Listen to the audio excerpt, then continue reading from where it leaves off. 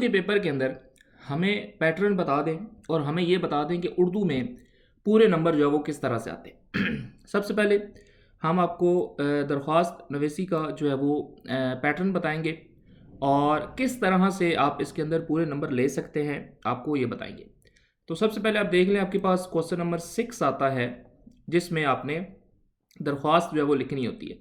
अब दरख्वास्त जिस भी से रिलेटेड आ रही है, ठीक है, उसको आपने यहाँ पे लिखनी है। तो देख लें कि आपका जो पैटर्न है वो क्या है। इसमें कहीं ऊपर डेट वगैरह या कुछ इस तरह का कुछ भी नहीं लिखते।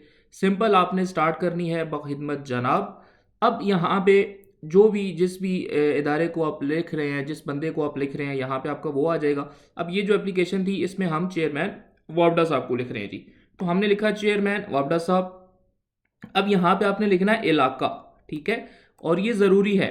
और आपने जस्ट क्या लिखना है, इलाका अलिफ बे जीम, यानी कि इलाके का नाम नहीं लिखना आपने।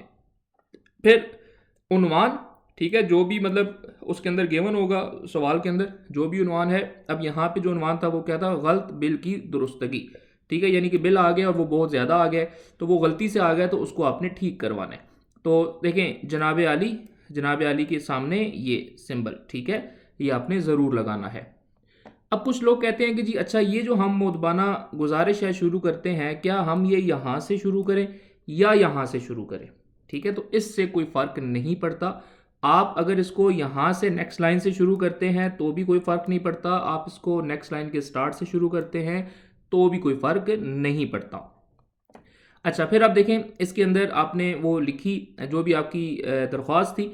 अब एक चीज़ आप गौर करें कि यहाँ पर पहला पैराग्राफ ख़त्म किया, फिर दूसरा पैराग्राफ यहाँ से शुरू किया, फिर यहाँ 3 लाइनों के बाद पैराग्राफ दूसरा ख़त्म किया, फिर यहाँ से तीसरा पैराग्राफ शुरू किया, ठीक है। इसी तरह फिर यहाँ पे नीचे आके एक और पैराग्राफ ख़त्म किया, एक और पैराग्राफ नया शुरू किया, ठीक है। और इस तरह ये आखिरी पैराग्राफ था और फिर एन नवाजिश होगी अगली लाइन पे लिखा। ये आप दरमियान में लिखते हैं तो भी कोई मसला नहीं, ये आप इस साइड पे लिख दें तो भी कोई मसला नहीं, ठीक है। अब आखिर में देखें, आखिर में ये है कि आपने दरख्वास्त गुजार, आपको मैंने बताया था पिछली वीडियोस के अंदर भी कि अपना नेम वगैरह आपने कभी भी नहीं लिखना, ठीक है। तो नाम कुछ भी आप लिख सकते हैं, अलिफ बेजीम लिख दें, दाल जार लिख दें, जो भी लिख दें आप। इलाका, ठीक है। अच्छा, इलाका यहाँ पर वही लिखना है जो आपने ऊपर लिखा है, ठीक है। ये ना हो कि ऊपर इलाका आप अलिफ बे जीम लिख दें, नीचे आके आप छोटी ये बड़ी ये लिख दें, तो ये आपने एक ही लिखना है। दूसरी तरफ ये राइट साइड के ऊपर जहाँ से आप उर्दू लिखना शुरू करते हैं, इस साइड के ऊपर आपने तारीख जो है वो लिखनी है, डेट लिखनी है, ठीक है। और ये डेट लिखने का तरीका आप देख लें, ये बेहतर तरीका है कि ये जो लिखा हुआ है आपके पास 6 और ये 2025, ये इसी तरह से उर्दू के अंदर होना चाहिए, ठीक है। इसको हम उर्दू में कहते हैं, बचपन में हम कहते थे कि गिनती लिखें कौन सी, उर्दू वाली लिखें, ठीक है। तो ये उर्दू में गिनती को इस तरह से लिखा जाता है, नंबर्स को, ठीक है। तो बेहतर ये है कि आप इसको इस तरह से लिखें, तो ये बेहतर है। दूसरी चीज़ जो इस पेपर के अंदर आती है क्वेश्चन नंबर 7 में, वो आप देख सकते हैं यादाश्त। अब यादाश्त को आपने किस तरह से लिखना है ये आप देखें। सबसे पहले आप उसकी इस तरह की हेडिंग दे दें, उन्वान, ठीक है, उसके सामने कॉलन, जो भी आपका उन्वान है, बचपन का कोई खुशगवार वाक़या या जो भी आपका क्वेश्चन है वो आप यहाँ पे लिखेंगे। उसके अलावा तारीख, और देखें 1 सितंबर, और ये इस तरह से, ठीक है। तो बेहतर ये है कि आप तारीख को इसी तरह से लिखें, मतलब आपने इस तरह से नहीं लिखना कि जी चलो सपोज एट 6/3/2026, ठीक है। इस तरह से आपने तारीख को नहीं लिखना, बल्कि आपने उसको उर्दू के पैटर्न के अंदर ही लिखना है।